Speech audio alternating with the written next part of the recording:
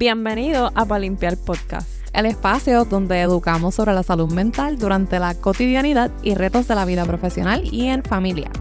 Aquí encontrarás conversaciones sinceras, consejos prácticos y el apoyo que todos necesitamos. Porque nuestra salud mental importa.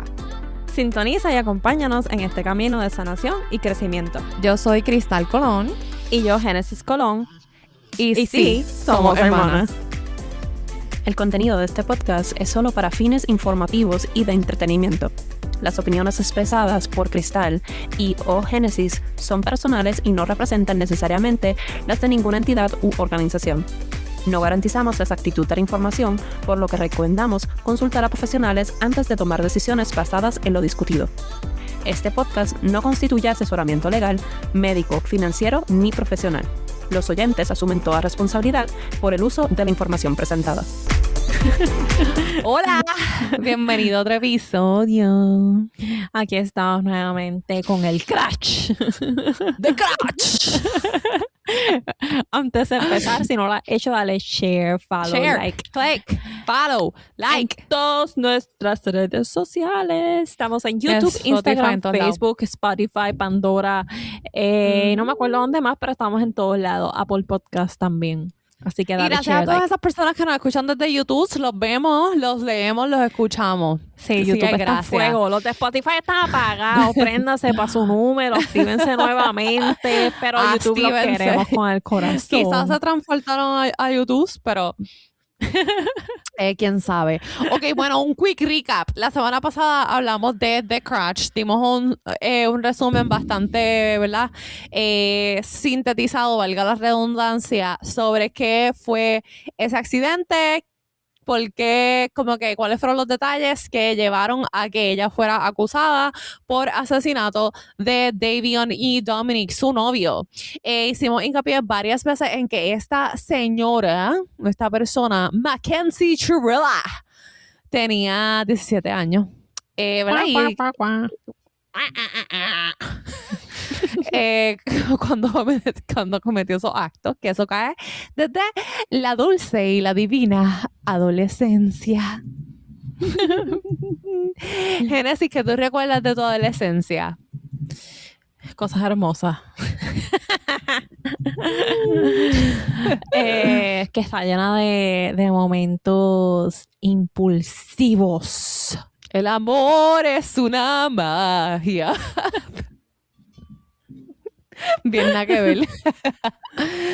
De la adolescencia, fíjate, yo estaba reflexionando un poquito sobre esto y la verdad es que yo vivía en un peliculón y yo creo que yo lo he mencionado antes, yo vivía en mi propia novela, yo vivía en mi telenovela de como que los padres contra mí y el mundo contra mí. ¿Verdad? Entonces era yo sola ¿verdad? Con mi novio desde ese entonces y yo vivía en esta fantasía. Vivo en un mundo de mentiras, fabricando Dios y mío. Básicamente ese fue mi experiencia principal de la adolescencia. Luego con los años y gracias a los estudios en la neurociencia, pues aprendí un poquito más y entendí un poco más por qué. Cuando uno es adolescente, uno vive con tanta intensidad. Todas las emociones, o sea, se nota que las emociones te dominan cuando tú estás en la adolescencia. Luego, ¿verdad? Sale a reducir que el cerebro de un adolescente todavía está en desarrollo, particularmente el área del cerebro que se conoce como la corteza prefrontal, que valga la redundancia, se encuentra al frente de tu cabeza y la corteza prefrontal es el área del cerebro que se encarga de planificar, tomar acciones, hacer y deshacer. Esa es la corteza prefrontal. Es como quien dice la torre central. Ser un ser humano que no esté atacando a otros y puedas tener más control sobre ti. Es la torre central. ¿Qué pasa? Que durante la adolescencia, como el cerebro está todavía en desarrollo, hay un desbalance bastante fuerte entre como que no quiero decir competencia, pero hay otra parte del cerebro que está más desarrollada y más activa, y esa parte del cerebro se llama el sistema límbico. El sistema límbico controla las emociones, las recompensas y los impulsos. Como el sistema límbico está muchísimo más activo que la corteza prefrontal, básicamente por eso es que la emoción tiende a dominar muchísimo más que, ¿verdad? Tomar una decisión con cabeza fría, como quien dice. Por eso es que se viven las emociones tan fuertes. Porque tu sistema límbico está, mira ahí, la, la, la, la, la. Y, ¿verdad? Entonces la corteza prefrontal está ahí como que todavía como que, no lo sé, Rick. Básicamente por eso es que los adolescentes tienden a responder a sus emociones de manera tan drástica. Lo que ocurre es que esto hace, ¿verdad?, que tú seas más sensible a contextos emocionales y sociales, y por eso también yo siento que socialmente, o, ¿verdad?, como que el ambiente social en el que tú estás creciendo cuando eres adolescente se vuelve como que boom, como que es tu todo, o sea, quiénes son tus amigos, dónde tú estás, qué haces, qué comes, qué duermes, qué te estás poniendo, todas esas cosas se vuelven como que primordial, porque de cierta manera, pues como que impacta muchísimo más esa área emocional. Aparte de eso, también como está la parte de, como dijimos, la corteza prefrontal todavía está en desarrollo, pues como que tú no puedes evaluar consecuencias a largo plazo como ahora cuando tú eres adulto, como que tú puedes ver si hago A, pues me va a pasar B. Pues cuando eres adolescente, eso está súper nublado. Otra cosa, otra área del cerebro que también está, como quien dice, en desarrollo y que no funciona bien, o ¿verdad?, que todavía está como que desbalanceado, es el sistema de recompensa. El cerebro tiene varias áreas involucradas en esto. Son como que más detalladas, así que no las voy a mencionar. Pero el cerebro, durante la adolescencia, el cerebro responde muchísimo más fuerte a recompensas inmediatas. Como que poder o esperar a tener la recompensa, como que no es tan deseable como tener la recompensa inmediatamente. Hay algo bien cool sobre eso. Lo que Cristal está mencionando, se llama, bueno, en español se llama área tegmental ventral. Y básicamente es bien cool porque hicieron un estudio con los mejores amigos de Cristal, con ratones.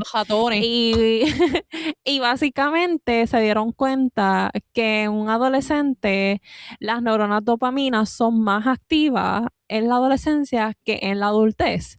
Y estas neuronas dopamina básicamente se encuentran en esa área, en el área de tegmental ventral, y esa es el área que se encarga y actúa como el motor central del sistema de recompensa del cerebro, que básicamente produce dopamina, pero que en la adolescencia, pues esas dopaminas están más activas, que básicamente lo que están pensando todo el tiempo es sobre la recompensa, no necesariamente las consecuencias del proceso o cómo va a suceder el proceso, sino lo que va a resultar de eso.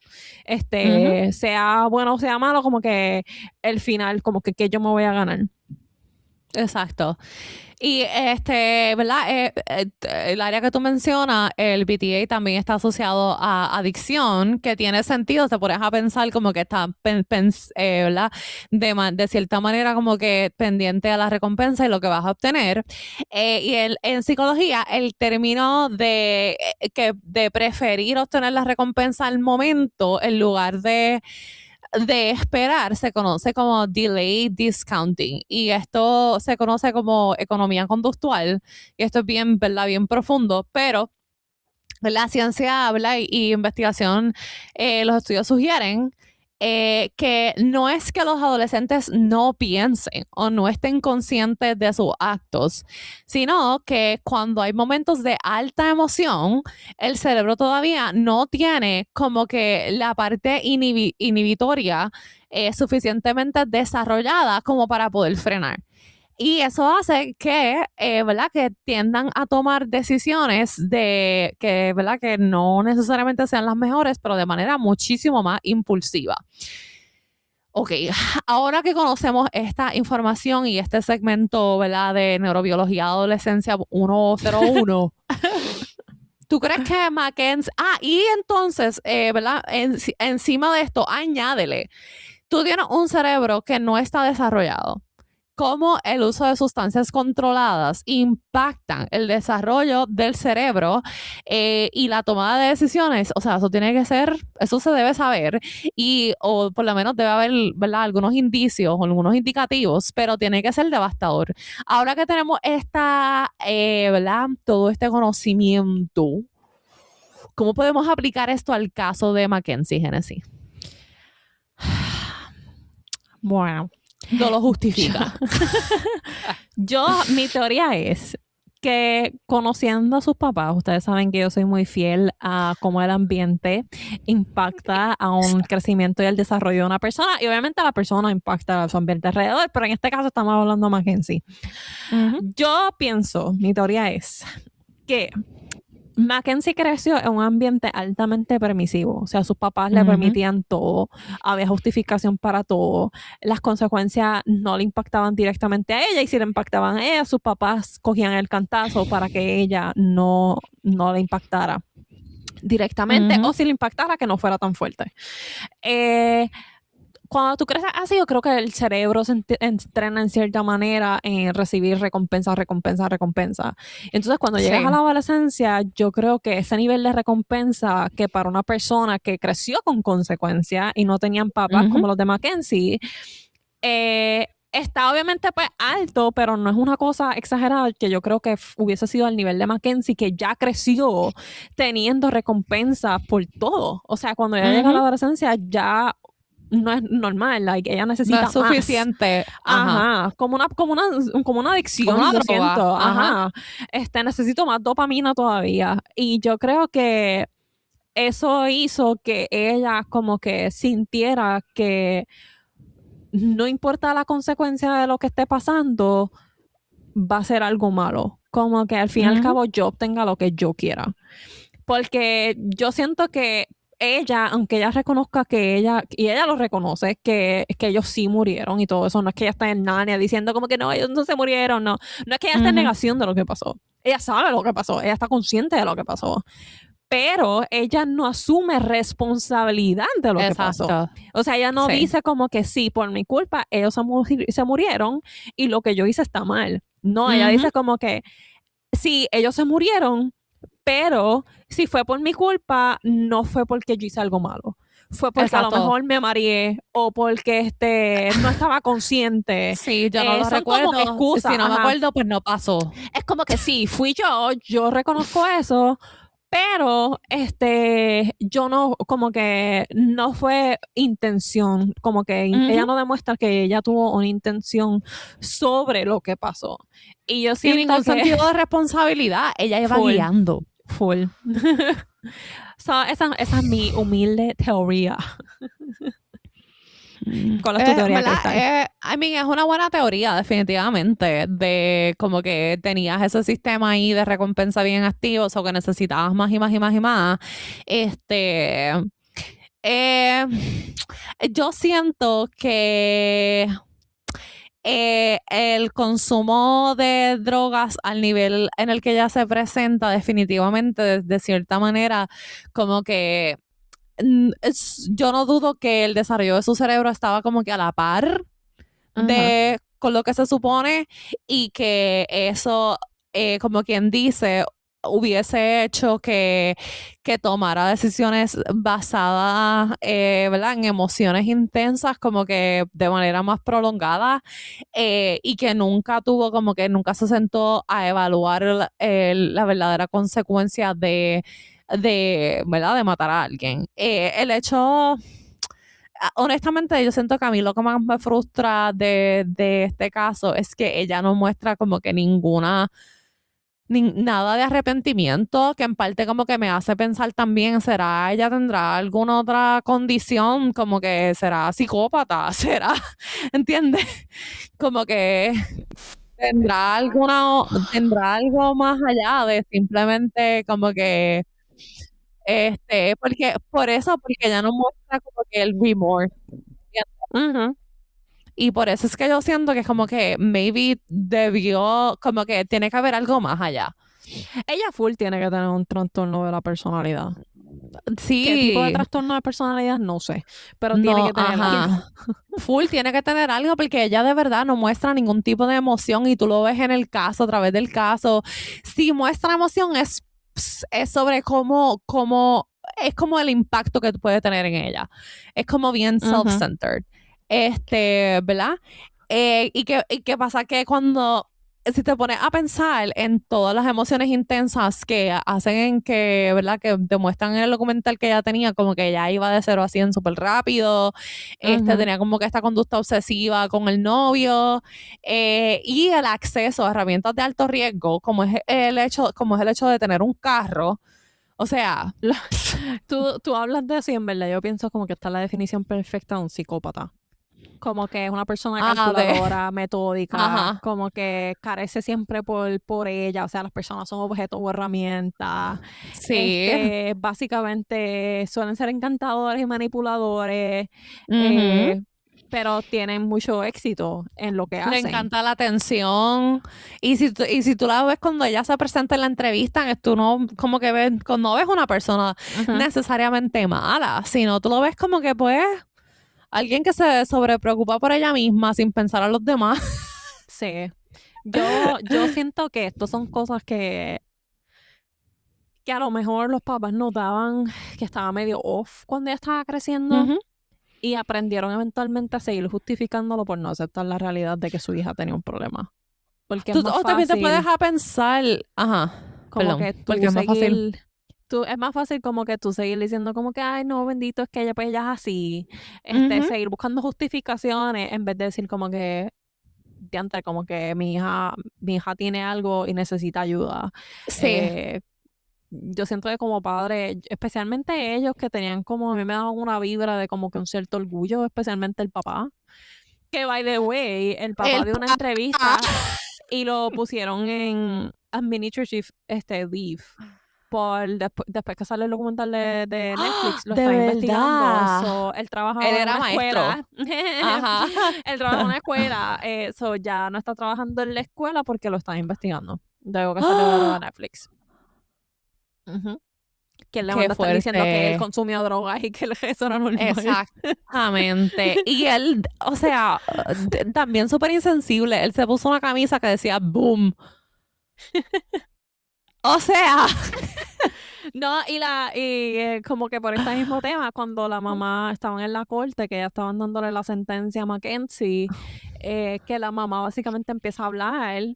Que lee como un statement. Yo me quedé boquiabierta. Esta señora, o sea, yo estaba muy agradecida que la jueza como que les puso límites, porque ella estaba como que, pero nosotros no conocíamos a Dom, y la jueza como que a Davion, eso significa que su él era un amigo nuevo. Que su vida vale menos, por eso, como que él era un amigo nuevo. Señora, pudo haber sido un deambulante y como quiera lo mató a alguien. Honestamente, yo siento desde el principio que yo he escuchado a los papás justificando, estos tienen que estar en la cárcel también con la hija. Deben estar en la cárcel por negligencia. Y se nota bien brutal que los papás no le leyeron la cartilla cuando le dieron un carro, déjame decirte, porque a nosotros nos dieron un carro cuando estábamos en la universidad.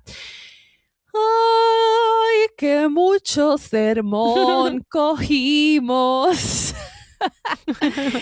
El verdadero sermoneo. Y honestamente agradecida yo que yo nunca pensé que tener un carro era un lujo con el que yo podía chulear, con el que yo podía hacer y deshacer. Siempre lo vi como una responsabilidad bien grande. Porque lo es. Y yo siento que, ¿verdad? Y en casa yo también me recuerdo que mami y papi nos decían esto como que el carro es un arma y puede, o sea, el carro es un arma.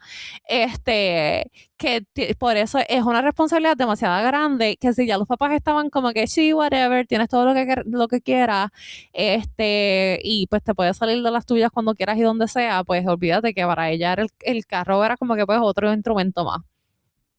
Full. Plus, ella vivía sola, peor todavía. A mí no sola, pero vivía con el novio. Básicamente, sí.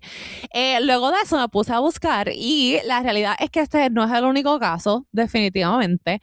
Hay muchísimos otros casos sobre, ¿verdad? Negligencia, si se puede decir de esa manera, negligencia de adolescentes. En Puerto Rico incluso hubo un caso ¿verdad? De recién graduados que murieron en un accidente y yo creo que solamente una persona sobrevivió por el uso de sustancias y conducir.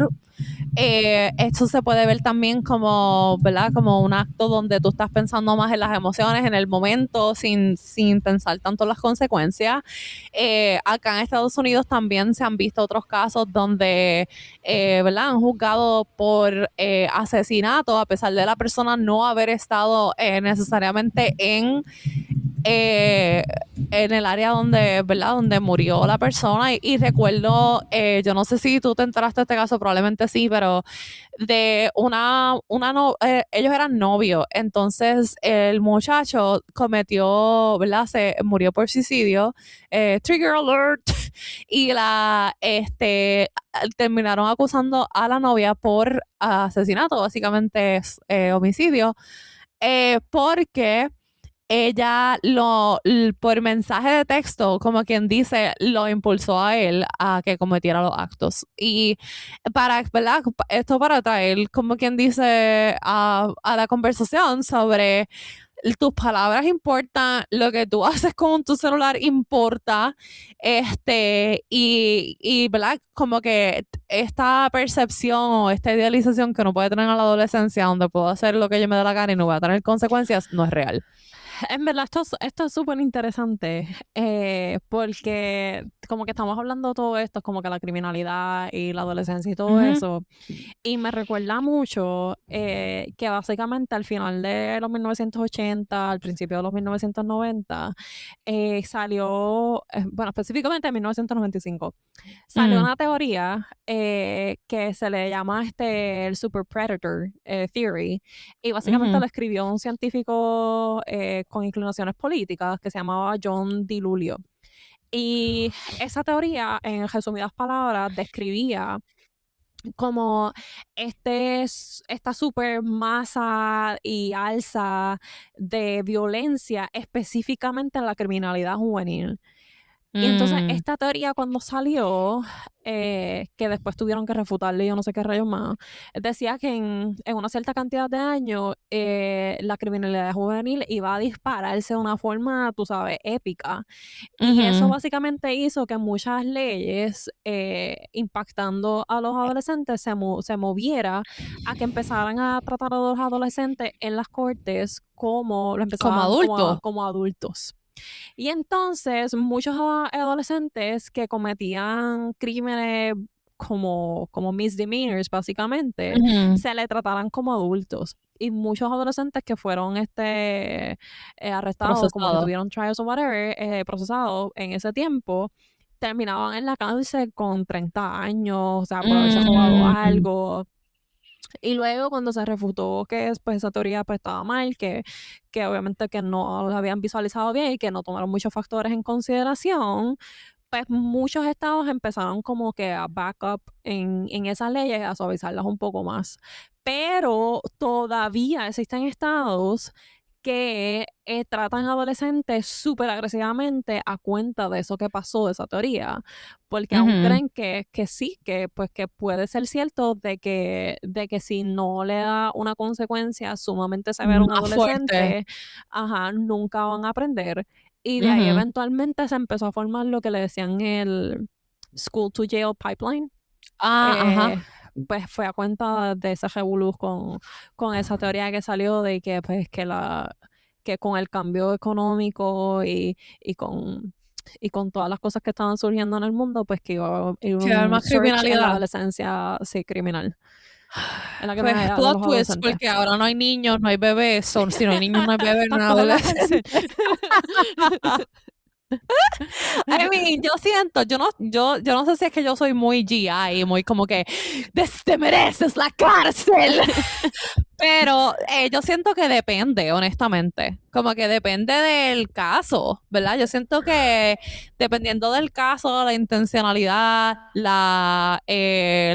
¿cómo te explico? La gravedad del asunto, pues merece o no merece ser procesado como adulto. Yo Eso es lo que tengo yo mis pienso. cuestiones con las cárceles, Pero yo no porque sé algunas de ellas son